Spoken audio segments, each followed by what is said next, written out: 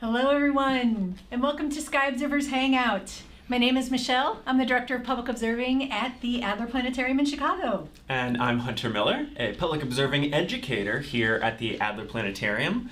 We've also got some friends with us behind the scenes today, behind the camera here, producing for us.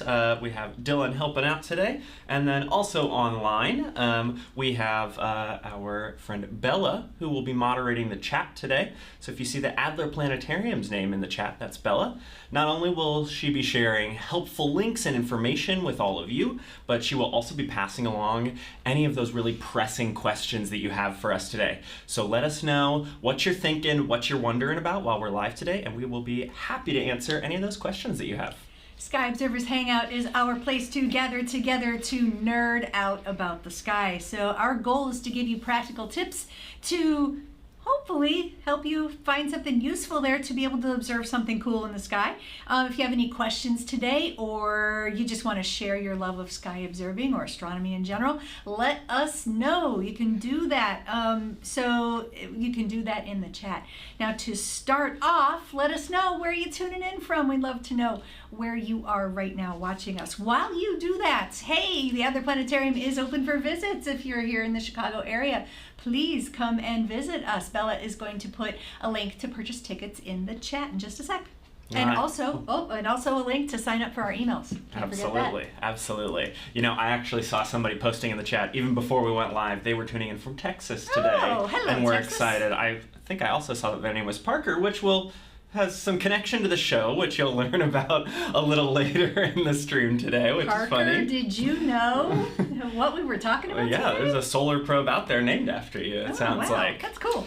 You can also help us get visibility for these shows by subscribing to the Adler Planetarium's channel. Not only do we have live streams like this all throughout the year, but we also have lots of other really exciting astronomy content from us and lots of other staff here at the Adler Planetarium. So it's the place for all things space, and if you like what we're doing today, I think you'll like a lot of the other content on our channel as well.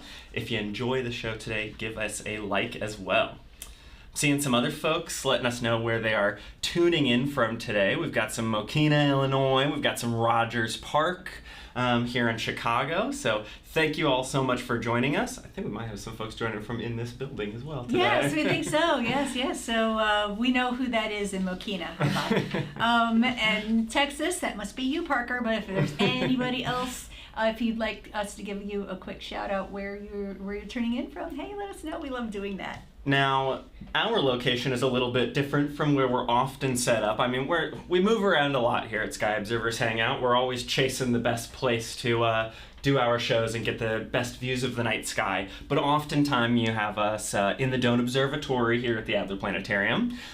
Today we are not in the observatory, though we are at the Adler.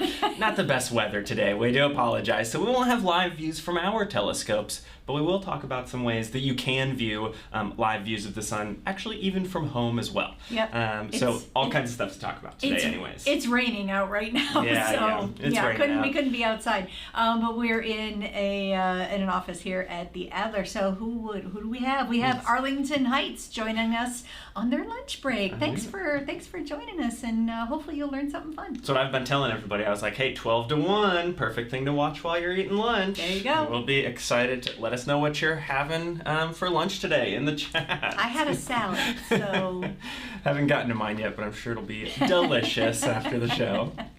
All right, now like I said, we don't have live views through our telescopes today, but we did want to start by talking about what solar observing is like, what you can expect when you look at the sun, and we have some images that we've taken through our telescopes in the past, so we can use those to kind of get us on track of learning about some of these solar features, this solar weather that we notice on the sun, and then connect that to the solar maximum that we are experiencing right now.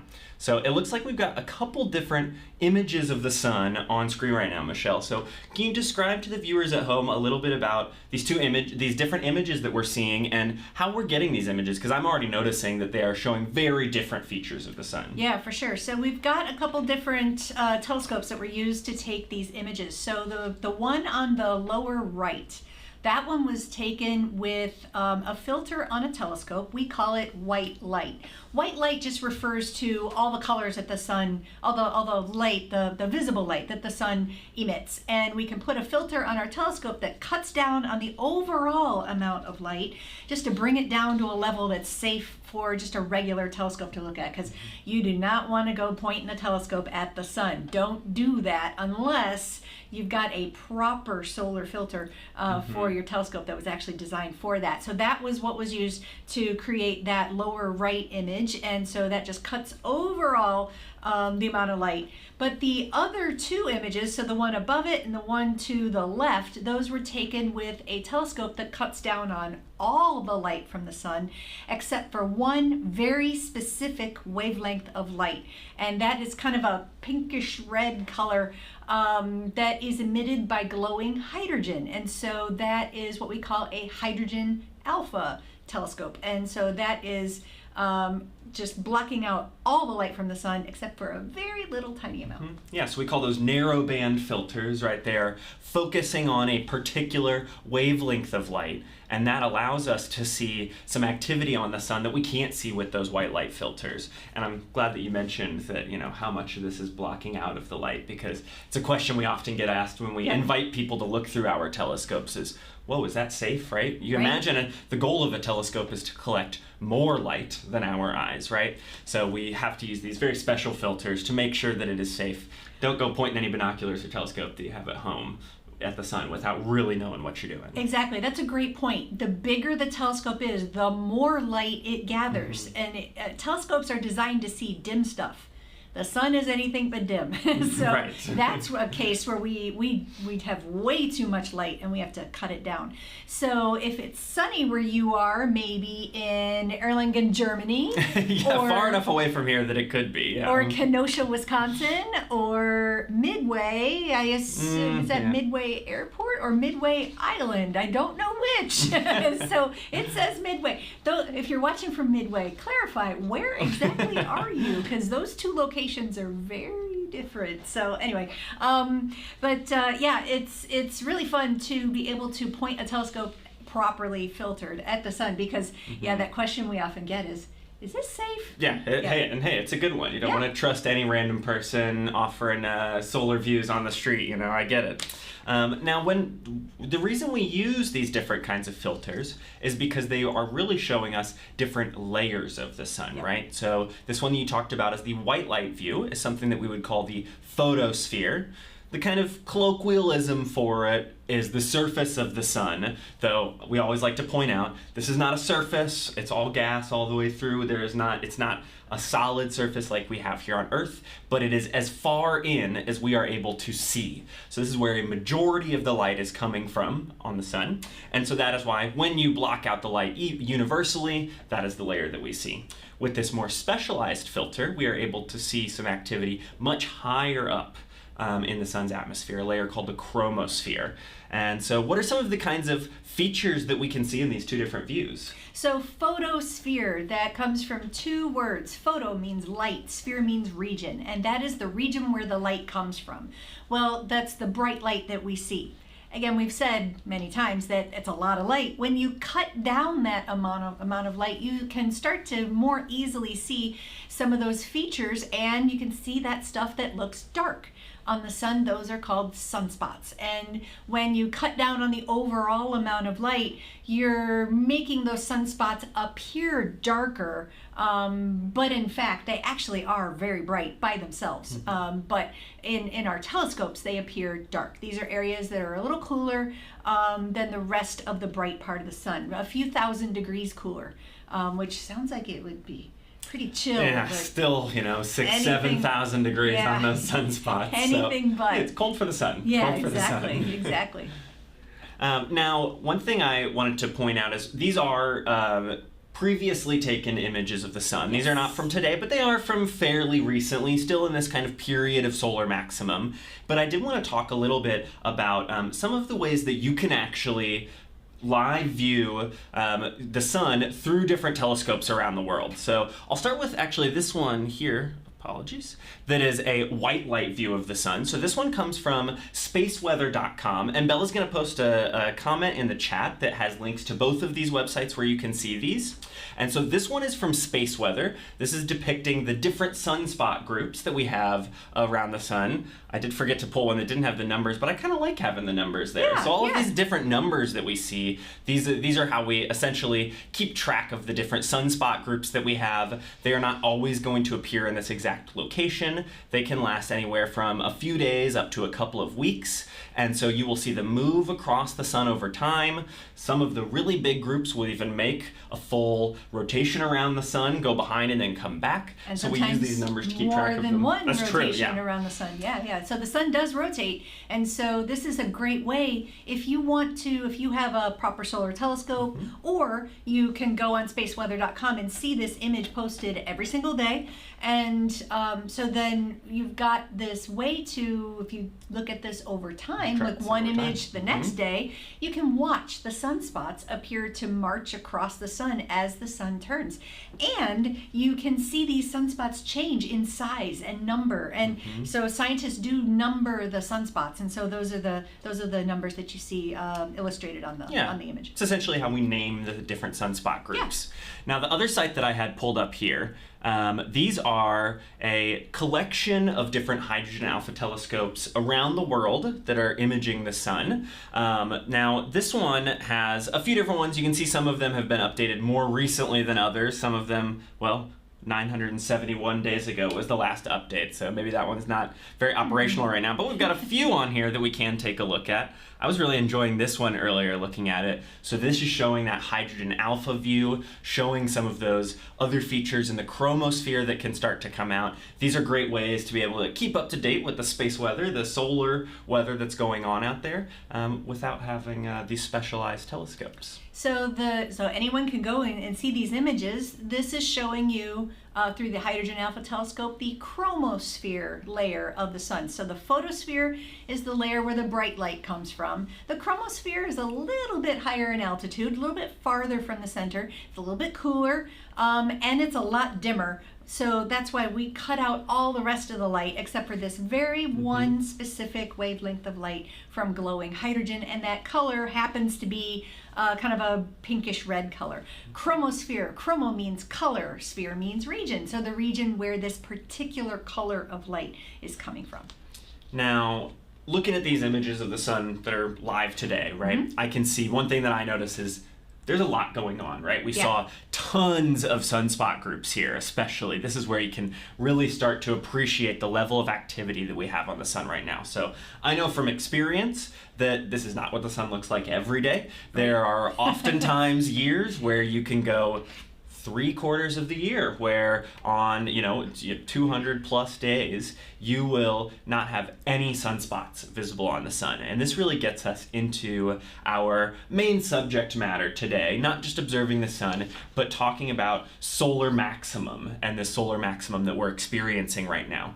And so can you describe a little bit about what solar maximum means and why this is causing us to see more of these features like sunspots, prominences, filaments, the weather that we see on the sun? Yeah, happy to. So the solar activity, the amount of stuff the sun is doing changes on an approximately 11-year cycle. So I say approximately, it's not like clockwork, it's somewhere between 9 and 14 years long, where the sun has a lot of activity, and we'll explain what that means in just a second. Lots of activity, and then 5, 6, 7 years later, it's a lull in activity. So you'll see very few sunspots, but sunspots are just one particular tracer of solar activity. When we say that, we mean the number of sunspots we might see, the size of them, the overall number, the amount of solar flares, the energy the sun spits off in quick bursts, or coronal mass ejections, when you've got energy and material being emitted from the sun out into space. And so all of this comprises solar activity. And so we are in the time period where the sun happens to be more active. And so we just passed the peak of that solar activity relatively recently. Yep, so that's why we are seeing so many of these sunspots, and it's been a particularly prolific solar maximum, I would say. We've seen tons of activity going on the sun, and lots of impacts here too that we'll get into a little bit later. Yep. Now, one thing I wanted to point out with this, all of this different activity that we see on the sun, is that really it all boils down to the magnetic fields on the sun and these really complicated dynamics between these magnetic structures. And so the images that we have up here now are from NASA's Scientific Visualization Studio, showcasing some of the magnetic activity that they tracked on the sun in 2 different time periods. Now, this is not the current solar maximum. I believe this is from the previous one, but this is showing the magnetic field lines during a minimum and during a maximum. And I just want to point out, look at on that left image, the solar minimum one, how nicely organized they are. You can see that they're showcasing the 2 different poles of the magnetic field with the different colors, right? All of those pink ones coming out of, what would, I guess, the sun's north pole in this image, all of the green ones coming out of the south pole in this image, and then everything else fairly well structured, right? But then in that solar maximum one, what is essentially happening is those poles are flipping upside down, right? The polarity is reversing. Now, this isn't something that we have to deal with on Earth very often. Very often, the key word there, yeah, thank goodness. So the sun is experiencing this, every just a little bit more than a decade. During that maximum, while they are flipping the other direction, that is when a lot of this different activity, what really sparks this activity, is some of these different magnetic fields getting twisted together, mixing each other up, pulling each other and tugging each other in different directions. And that is what really leads to a lot of this weather we see. You've got the poles that flip. You've also got the sun's rotation, which is just causing all this material to just get twisted up. These are charged particles, protons, electrons, and these charged particles are moving. When you have moving charged particles, you have magnetic fields. And so those magnetic fields are illustrated with those loopy white lines and the purple and the green lines. So look for all those loopy white lines and imagine, probably think back to maybe middle school science class, and you think of a bar magnet, a simple bar magnet. You might stick a piece of paper over the bar magnet and sprinkle iron filings over it, and you'll see that kind of butterfly looking pattern of that magnetic field. Well, imagine every single one of those loopy lines that you see on that image, especially on the right, but actually in both of them, those looped sets, each one of those is a little bar magnet, big Yeah, big bar magnet. Big bar magnet the size of 5 Earths, maybe. Yeah, each exactly. One. So the instead of just like the simple one bar magnet for our Earth, we have lots and lots of twisty bar magnets all for the sun. And so this means that during solar minimum, it doesn't necessarily mean you're going to see no solar weather going on. There will still be some activity, but it will not be nearly as strong as we experience during the maximum. Not nearly as prolific of activity going on. You mentioned bar magnets. What I was thinking about was like looking at all of these different lines crossing each other and things, was like trying to untangle like a really long cord or something. Oh. That's probably just because it was on my mind from doing it this morning, setting up for the show today. But that's what I think of when I look at this is, you get one loop untwisted and then it turns out there's 3 more that were in the way too. What's also interesting is you're only seeing half of those loopy sets of bar magnets. The other set of all those loops is inside the sun, where you're seeing where the magnetic fields break through that photosphere is where you see those lines intersect with the surface of the sun. And so those sunspots are showing you exactly where those magnetic fields are coming up from down below, from further inward toward the middle of the sun.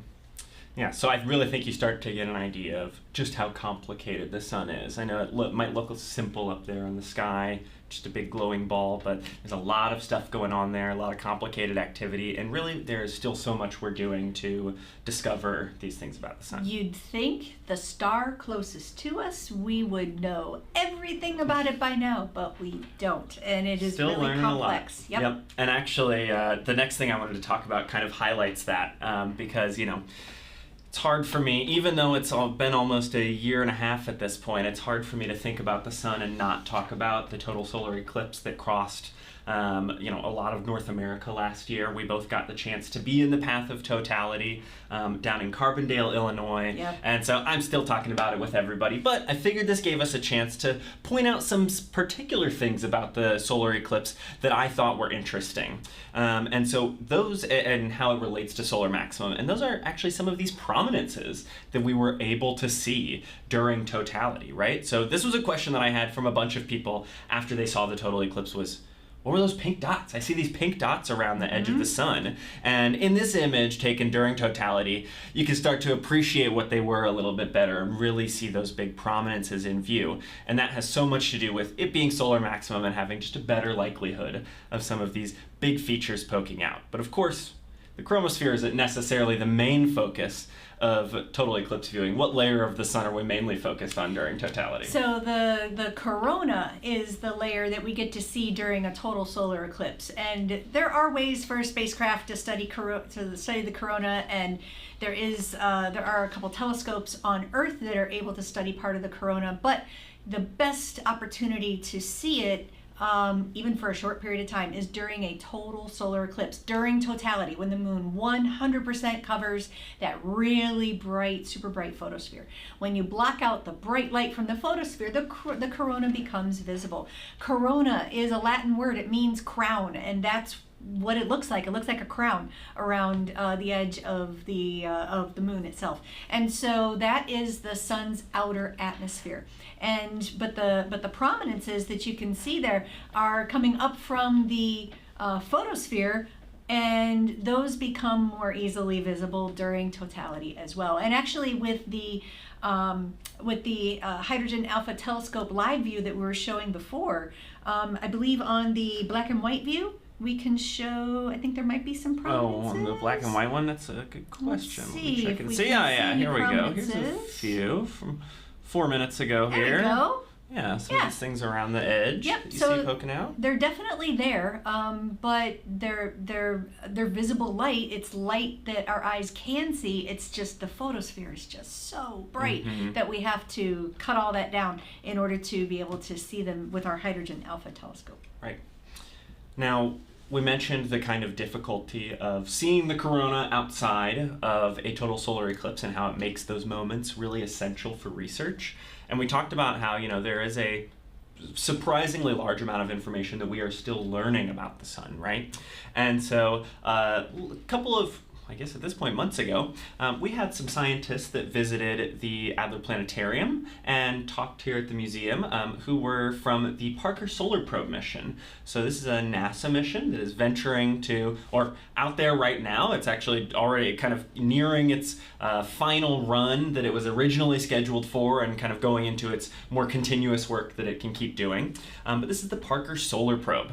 And so this is going to fly directly into the sun's corona, right? Passing closer than anything has ever gotten to the sun, fastest man-made object ever made. It's been a very exciting mission, and we were able to record an interview with them to share with all of you today. So we will pass it over to, well, my past self, as well as the couple of Parker Solar Probe scientists, and we will be back after that interview finishes. If you have any questions, you're still welcome to ask them in the chat. We can go ahead and type some responses back to you if you have any while that video is playing. So we will pass it over to that.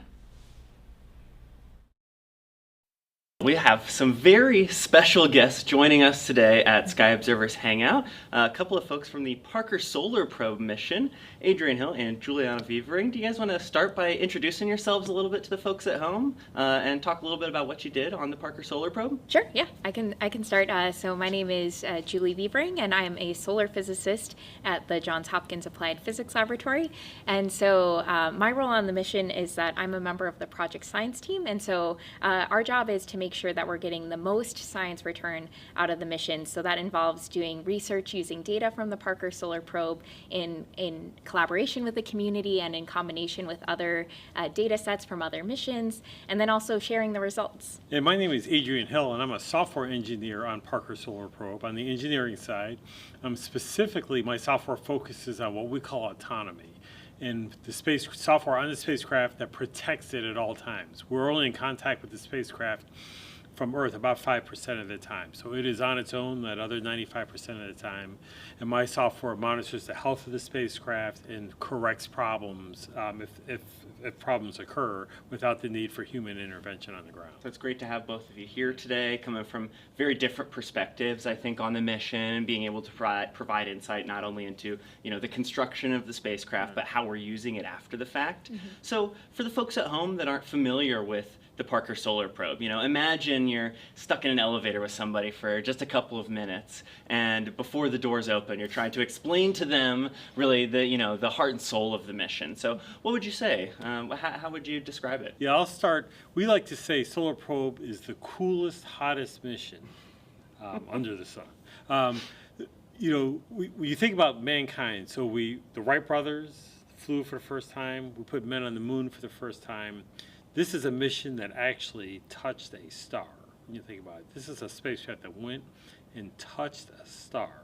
And to be able to have the ability to touch a star, come back and be able to tell what happened, survive that story, and collect information about the star from within the star rather than from Earth observations, I think is the remarkable thing about Parker Solar Probe.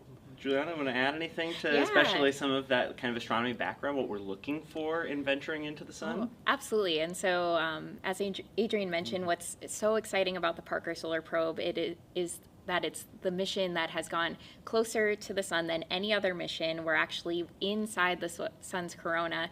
And so being able to take those measurements directly at that location instead of just imaging from far away is really special about the mission. And so we're really unlocking some of the longstanding mysteries about how the sun works and how its activity affects us at Earth. So you mentioned, some of those extreme conditions that it's going under, right? Going so close to the sun, the extreme heats that it's being, put under while it's close by. And I know another one of the big records that I've seen that the Parker Solar Probe was breaking was this speed record, right? Fastest man-made object ever created, going over 400,000 miles an hour at its close approach to the sun. So when you're creating a spacecraft that is going to have to deal with such extremes out there, something that we really don't experience here on Earth, what kind of considerations do you go into, and how does that affect the kinds of data you're able to collect? Well, we spent a lot of time in the design phase really focusing especially on the thermal environment.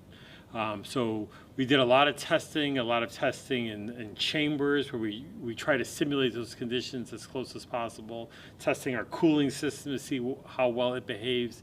And even though we may not be able to emulate those extremes, we can get to a point where we can get enough data that we can extrapolate out, hey, this is what I think would happen when we're at 475 times solar intensity that we see at Earth, even though we may not be able to achieve that. So just through the use of science and engineering, we can model it, we can validate our models from data that we actually see, and then try to predict and project. And what we've seen now that we've flown the mission and we've had multiple flybys of the sun, we've been able to take that data and correlate it to our models and say, hey, yep, our models are good, or we can adjust the models as necessary.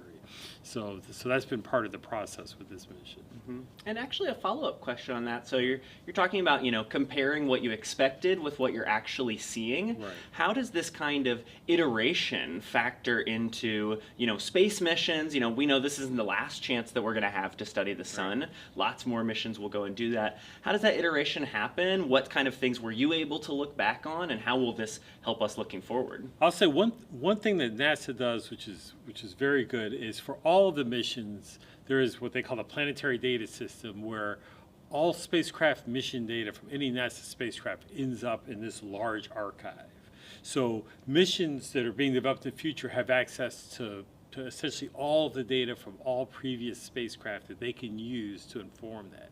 And there's rules. It's typically in the order of 6 months from the time we collect the data to the time it gets published. That gives people like Julie a chance to analyze that data and get those papers out before that information then becomes public, where it's accessible to everyone. Now, Julie, as a solar physicist, the extreme conditions of Parker Solar Probe are really exactly what you're looking for, right? So Exactly. what are the things that you guys are looking for as the kind of physicists and astronomers going into this that you then, make guys like Adrian, give them the big challenges in designing the craft?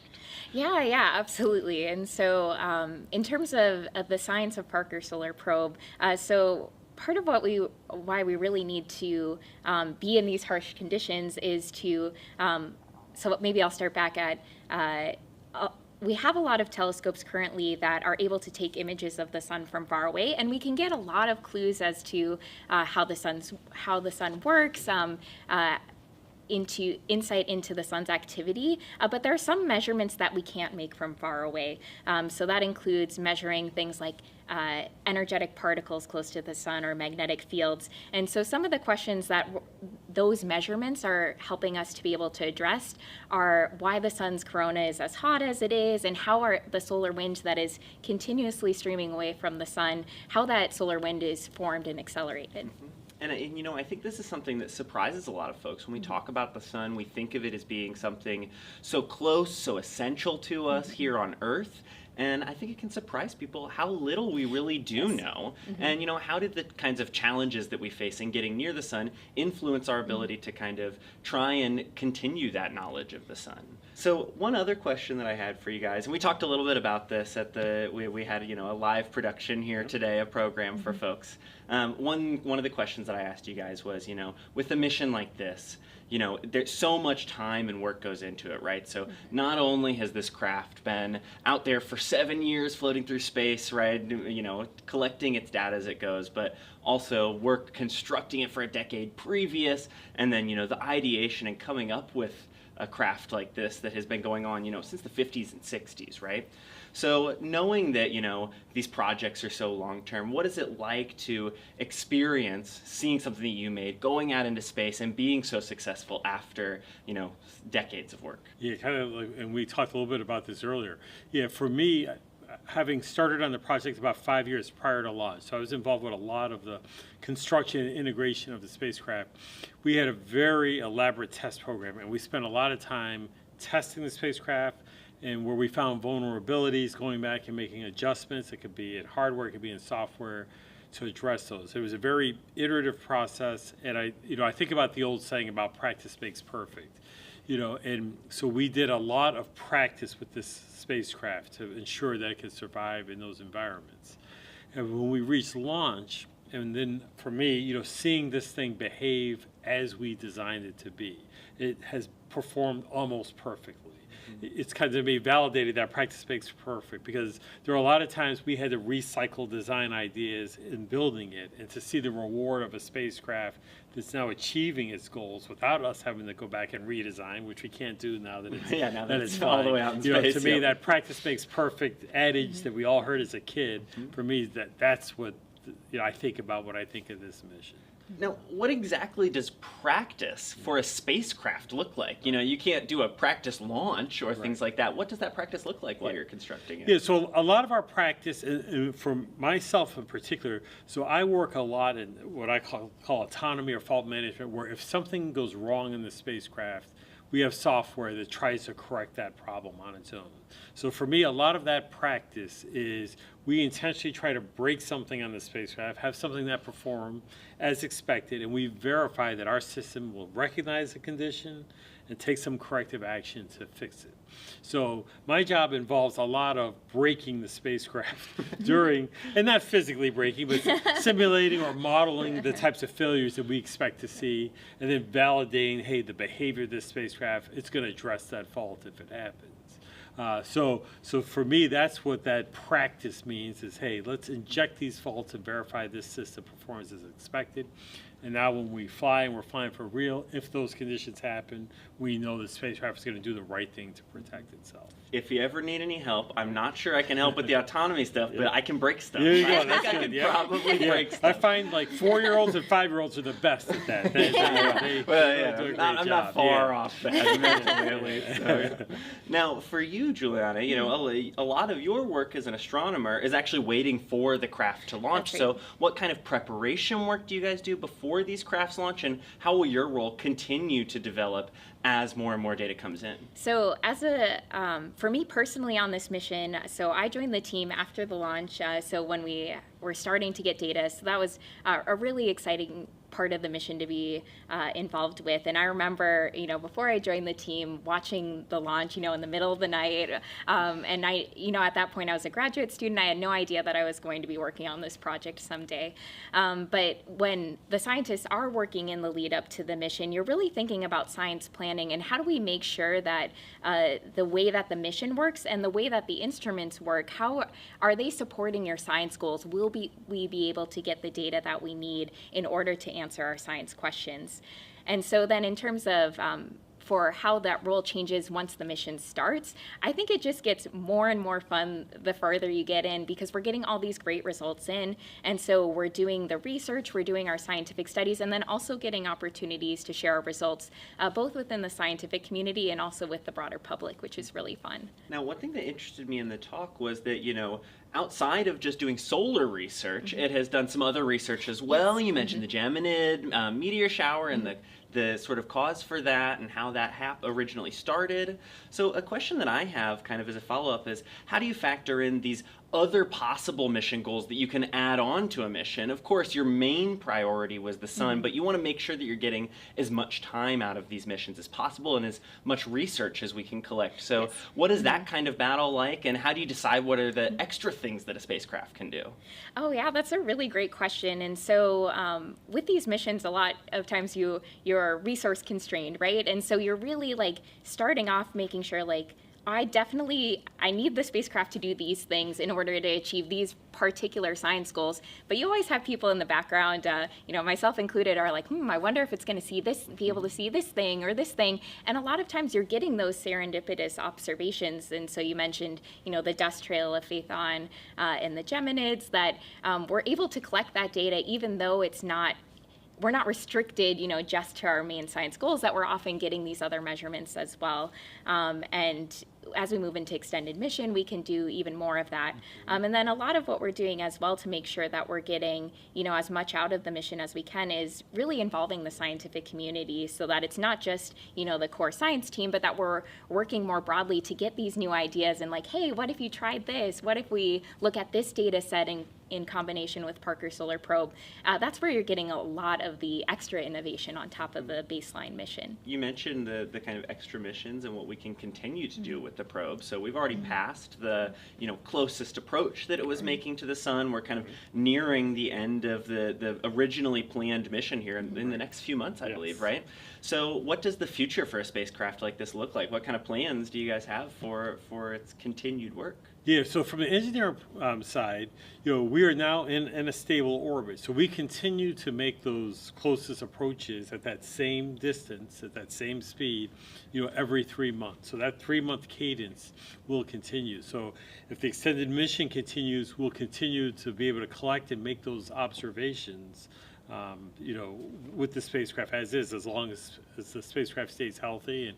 And right now it's been a very healthy spacecraft. Yeah, it's been wonderful to see how successful it has been Yeah. every step along the way. I mean, there's some scary moments in a mission like this, right? Like it flying 400,000 miles an hour behind the sun, and you can't connect to it because it's on the other side of the sun, right? I hope Those are it's some okay. scary moments. Yeah. I imagine the relief when you see it come back out the other side and sending back such wonderful stuff. Yeah.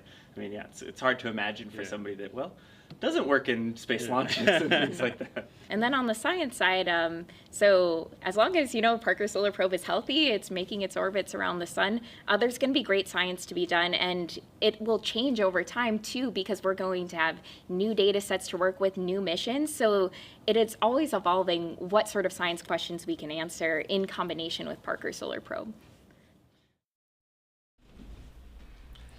Well, I hope everyone enjoyed hearing from Adrian and Julie. That it was really wonderful getting to talk with them. They were great when they did the public presentation here at the Adler, and then getting to talk to them and bring that presentation to Sky Observers Hangout as well. I was really excited for. So a huge shout out to them for coming and visiting the Adler, coming all the way from the East Coast to come and Yep. and talk to about the Parker Solar Probe with us. Now, we did think of one thing that we wanted to talk about while that interview was playing that we kind of missed out on mentioning earlier. So we brought this hydrogen alpha view up because you wanted to mention a little bit about really what a prominence is, right? Right. We know it's solar weather, it's related to this magnetic activity, but what exactly are we seeing there? Yeah, we're seeing material from the sun, the gas from the sun, very brightly glowing gas, following one of those magnetic field lines. And so one of those sets of magnetic fields, and so it comes up, and oftentimes you see these prominences, they look like little extensions off the sun. That's because the gas is actually coming up and out from the center, or from the photosphere area, and looping and following those magnetic field lines. And so sometimes you'll see it as an extension, sometimes you'll see it more as a loop. And what's crazy is that we've got the live view up here right now. Basically, the Earth is smaller than the prominence, especially that you can see over on the left hand side of that image. It's wild to think how big these solar features really are, but Right. when you start comparing them with the Earth itself. Yeah, we always try to give people perspective on just how big the sun is. You could fit 109 Earths across that image of the sun right there, right? So, even just 1% of that diameter is the entire size of the Earth. So even some of these littler ones that you see off on the right side here, even those are about Earth size. Right. The small sunspots that we see, like some of these little sunspots that you can just make out in the bottom there, some of those are Earth-sized. Yep. Earth-sized. Yep. Remarkable. And if you see some of the, looks like lines across the surface of those the dark sun. lines. Yeah, that's called a filament. And a filament is a prominence. You're seeing a prominence from the side. You're seeing a filament essentially from the top down. And so if the sun rotates some more, if those filaments were still there, if those prominences were still there, you would then see a loop instead. Right. So we just have different names for the same feature because a lot They of didn't times- really know that they were the same feature when they named them. So. That's why a sunspot doesn't really tell you what it's doing. It tells you what it looks like. And Right. so filament, prominence, same thing. It's just because they named them first and then figured out what they were, and then just didn't go back and change Right. the name to something else. I think it really just highlights how observational of a field astronomy is, right? In other scientific fields, you might come up with a concept, an idea, and then give a name to it, right? In this, we're seeing it, we're naming it based on what it looks like, and then over time we figure out what it really is and how it happens, right? Exactly. But with things being so distant from us, of course, it's, it takes time to figure these things out. Yeah, exactly. You gotta launch probes to go 400,000 miles an hour and go straight into a layer of the sun to find these things out. Can you imagine that fast? Holy Crazy. cow. Anyway. Crazy. Now, one thing that I always get asked when people observe the sun with me, when we talk about solar maximum in particular, is folks always want to know, how's this going to affect us here on Earth? How can this influence us, right? And I think sometimes it's maybe not as many impacts as people expect, but there certainly are some ways, and we're going to start with the most fun way that solar maximum and solar weather in general can impact us here on Earth, and that is with the beautiful sights of the aurora. So this one is from, all of these images are from aurora that were visible last May. These were taken, these were taken from the Chicago area. One of these very obviously was not taken from the Chicago area. It was taken from space. Chicago's in there. But the other two were taken around here, and this is not a phenomenon that we experience very often this far south from the North Pole, right? It was really exciting to see this. They were visible all the way down as far south as I was seeing pictures from places like Texas and a lot of really far southern states. So how does the sun relate to these aurora that we're seeing? What's really going on here? Yeah. And if anybody in the chat got the chance to see any of these, we had a lot of folks joining from across Illinois in the US, but also some folks joining from Europe as well. And as you can see in the image, these were like really visible in Germany and some of those northern European countries as well. So let us know if you got the chance to see any of these last year. Yeah, so what's going on is we've got, I mentioned before, charged particles, protons, electrons. They get blasted out from the sun. So sometimes the sun spits out energy, we call it a solar flare. Sometimes if that solar flare is energetic enough and lasts long enough, it can also allow the release of more material from the sun, those charged particles. And that's called a coronal mass ejection. And this stuff goes outward, it goes very fast, and it slams into Earth's own magnetic field. And that then starts to disturb the Earth's magnetic field, which can then cause charged particles to start moving and spiraling around our magnetic field.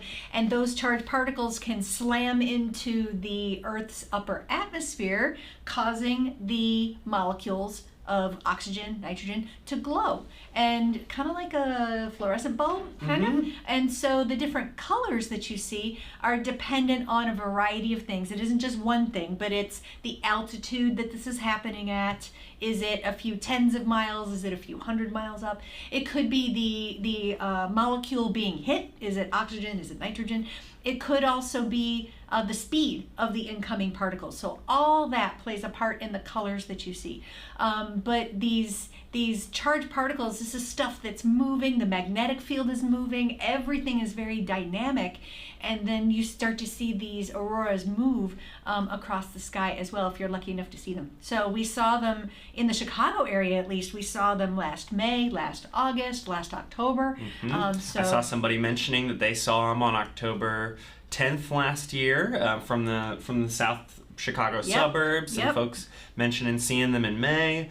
Personally, I saw them just in the May event.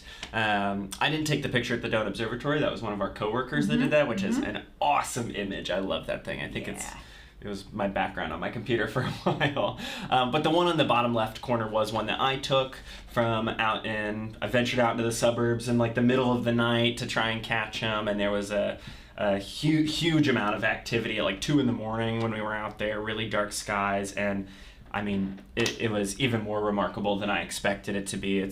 You truly see them dancing across the sky. I mean, it looks like this type almost looks like a snake slithering overhead. It was really a remarkable experience. Did you use a fancy billion-dollar camera to take that picture? No, that was just I don't remember if it was my phone or my girlfriend's phone, but one of the two of us. That's all. That's all you need. I was too caught up in the thralls of just trying to get out there and get to a good spot. You know, I think these kinds of things, these things that happen across the sky, aurora, meteor showers, it's all about having a big view of the sky, and the most important thing when observing this kind of stuff is light pollution, right? Yep. And so I was much more worried about driving as long as I could than worrying about complicated camera equipment or anything. Exactly. You do not need anything fancy in order to take a picture of an aurora. In fact, your phone camera may see it before your eyes do, or maybe the camera on your phone will be the only thing that sees it. It may be too dim for your eyes to pick up. Our eyes just don't see color in the dark very well, and so when we're out in the dark, your eyes are essentially using the black, white, gray sensitivity of your eye, not the color sensitivity. You need a lot more light to do that. But your camera can see dim light much more easily. So that's what I tell people is, if you think an aurora is happening or could happen in your area, maybe you've got an alert from spaceweather.com to go out and take a look.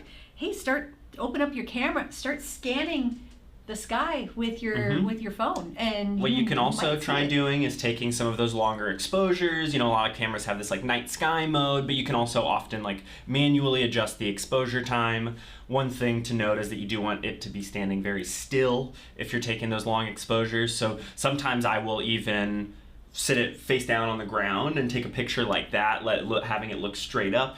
Then you know it won't be moving and it can catch some really dim things. Like I said before, this picture I took was later in the night. It was around like 2 a.m. when that one was taken, but there was also like a little outburst at like 9 o'clock that night that I was able to see from my apartment in the city, but like just barely with my eyes. But with a phone and taking that long exposure image, it looked much different. And really, I think that's more what the conditions were like for the image on the right with the observatory. That particular May one, by the time I was able to get outside in order to see it, clouds had started to come in. I was in the western suburbs, and so clouds were coming from the northwest going to the southeast. And so being aware of the weather is also really important. Are there incoming clouds? Are the clouds outgoing? Is it cloudy? That's really going to affect what you see. However, these were those stratus clouds, those puffy clouds in lines with little openings. Yeah, in you could between even them. snap some pictures of it in between the Yeah, clouds, so right? it's not totally hopeless. So I was able to get a couple pictures of the underside of the clouds, a 3-second exposure,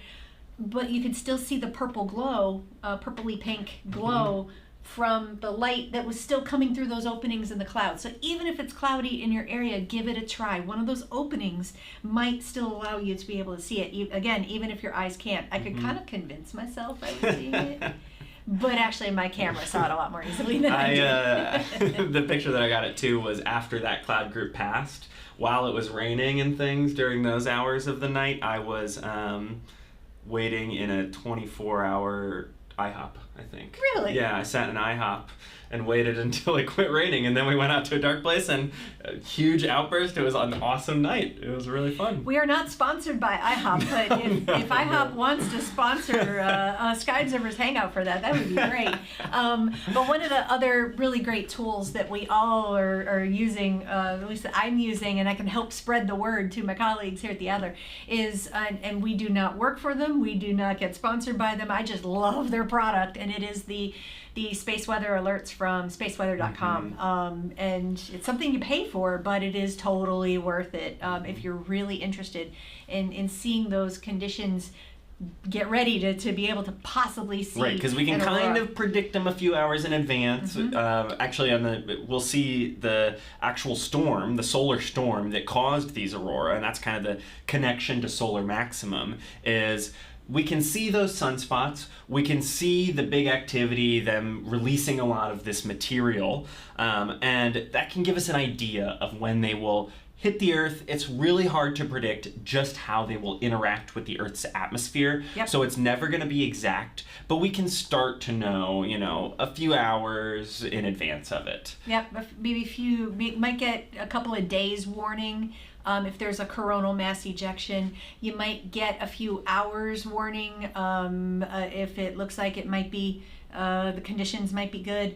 Yeah, and if you look at the next set of images here, we'll see like some of the activity that you can expect on the sun. So that like the GIF on the left side, the sort of animated image, is showing how you can visually notice, solar astronomers and things can visually notice these things that are happening, get readings from it, and start to get an idea of what to expect. And that is the solar flare and coronal mass ejection that caused the space weather that caused those auroras in May of last year. Yep, these are the exact ones. These are the culprit sunspots. You can see a really big grouping, lots of activity going on there. And this particular image on the left is taken in UV light, which allows us to see some of those flares a little better, some of those big ejections going on. And so this happened, maybe about how many hours does it take for these kinds of things to happen on the sun and then reach us here on Earth? Is it pretty variable depending on the one? Yeah, it varies on the strength of the coronal mass ejection, how fast this stuff is emitted.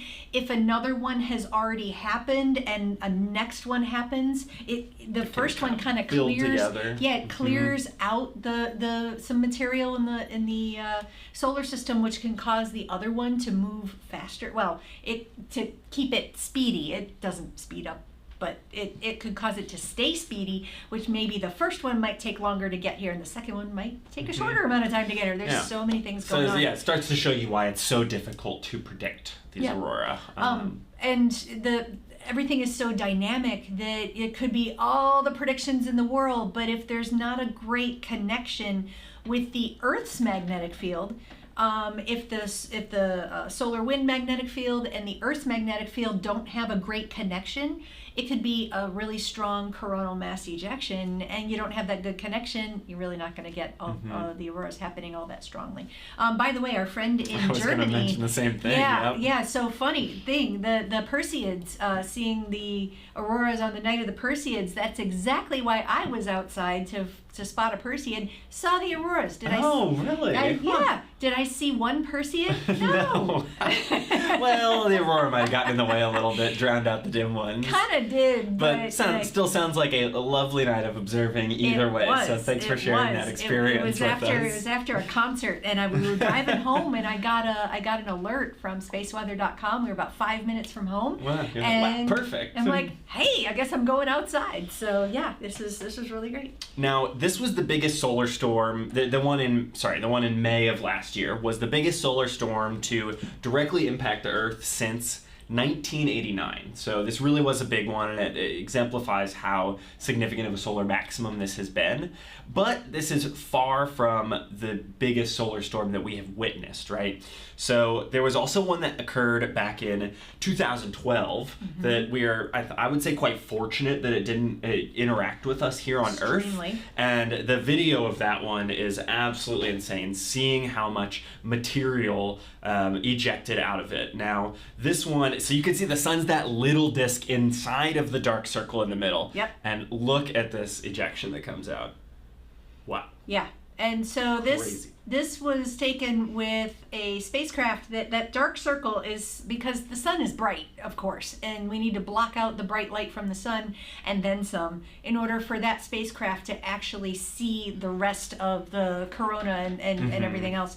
And so there's the coronal mass ejection, and then all that white stuff, all that scattered white stuff is radiation overwhelming the spacecraft. And so this missed Earth. This did not interact with Earth.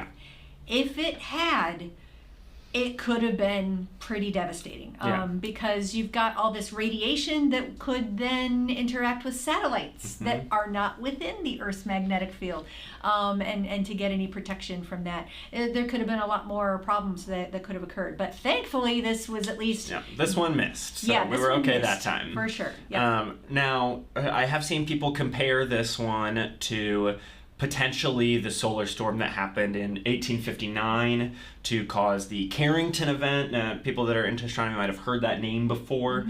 This was a very significant coronal mass ejection that did impact the Earth, that did interact with us here, and actually did cause some physical problems here on the ground. Yep. Started some fires at telegraph stations. Yep. Yes, sorry, brain blanked on the name there. But started some fires there. I believe there were a couple deaths related to those fires even. Now back then they didn't have all these satellites and stuff up in the atmosphere or orbiting around Earth, so it's really hard to know just how this would interact with us today.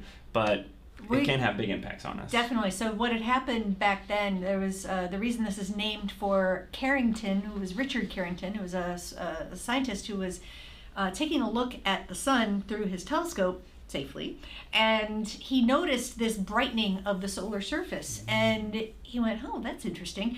And then a couple days later, these solar effects, these aurora effects happened, and then a bunch of other effects on the ground happened as well. So basically, telegraph wires. You've got moving magnetic fields. Moving magnetic fields causes charged particles to move. You then had these charged particles essentially moving along telegraph wires. And so we had telegraph wires carrying information without actually being plugged into a power source at the time. Nuts. Or they overwhelmed the telegraph wire and stuff exploded. You had auroras that were so bright that in the middle of the night you had miners in Colorado who woke up in the middle of the night, thought day was breaking, and realized, oh, wait a minute, no, it's the middle of the night, what's going on? There were auroras that were seen well south toward the equator. It was absolutely I've nuts. heard reports from that one, basically covering the whole world in aurora. Pretty At much, that time, yeah. And so Richard Carrington said, this solar activity that I saw was the catalyst for what happened on Earth. He was able to make that connection because he saw the solar activity through his telescope and then noted it happening with all those effects that happened on Earth later. Now, they weren't as prepared for these kinds of things in the past. Yep. Nowadays, we are able to predict when it's going to interact with us, right? We'll see it coming, essentially, and not very far in advance, but we'll see it coming. So, I don't think that there is I always try to emphasize, this is not a huge concern for us here on Earth. This is not something that is happening frequently, and we have fairly well-established infrastructure to handle these kinds of things these days. But it's important to know that it's possible. Yeah. That it can have impacts here on Earth. Yep. And so... Yeah, the couple days notice allows the government and other space agencies to be able to put out alerts to say electrical companies, hey, safeguard your electrical equipment. Right. And because moving charged particles along really long electrical power lines can cause problems. Especially if it's overloading the power lines. You can have melting electronic equipment or electrical generating equipment, which is exactly what happened in 1989 for the province of Quebec, where a very important electrical generating component melted and essentially knocked out power to almost the entire province of Quebec. Wow. We don't want that to happen today. No, it would definitely cause big things. I mean, I know with this particular ejection, people were saying, like, if this had been pointed at Earth, like, I've seen discussions of the economic impact it could have had. It is huge to places around the planet that would have to deal with this, billions and billions of dollars to recover. Radiation overwhelming communication satellites. You would have oil pipelines during these solar storms with all of this auroral effects and everything. An oil pipeline to the earth looks like a very thin wire, and so you can have electrical currents along the oil pipelines, and those would start to degrade the pipeline itself. You don't want oil suddenly starting to spill out of your pipeline. That would be bad. And so all this stuff, you get these alerts, and people can start to put these safeguards in place. They're not foolproof. That's why we tell people, don't worry about it, but be aware of it. Be prepared Be for aware it. of it. Yeah. But do not fear. We've got our live views of the sun here today, and I didn't see any sunspot groups that look like they were going to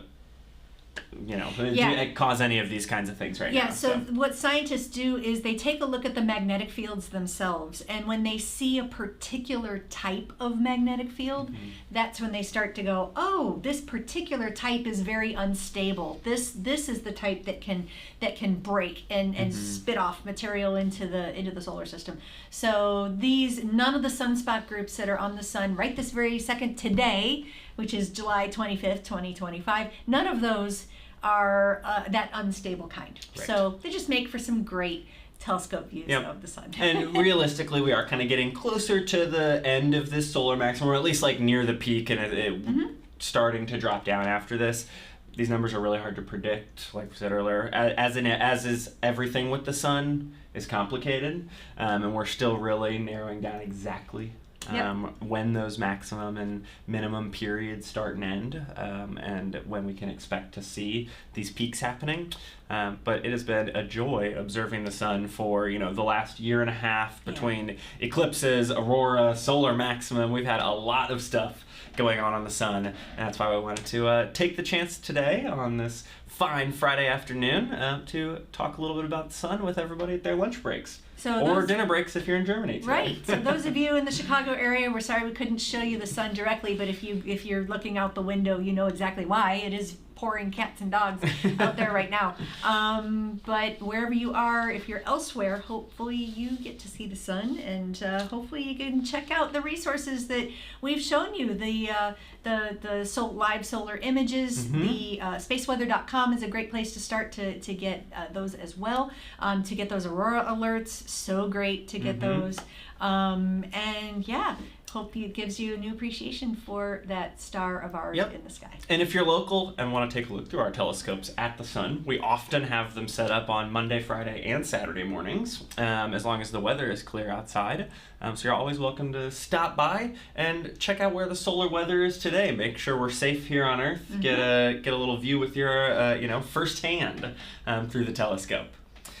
If you're not joining us from Chicago, you're joining us from a little further away, we would love to have you back in the future. Subscribe to the channel below if you're interested in getting more astronomy content, live streams, but also shorts, comedy series, all kinds of space-related fun, not just from us, but from lots of folks here at the Adler Planetarium. Give us a like on the stream if you enjoyed the content today. Bella will also be posting a link in the chat where you can give feedback on Sky Observers Hangout.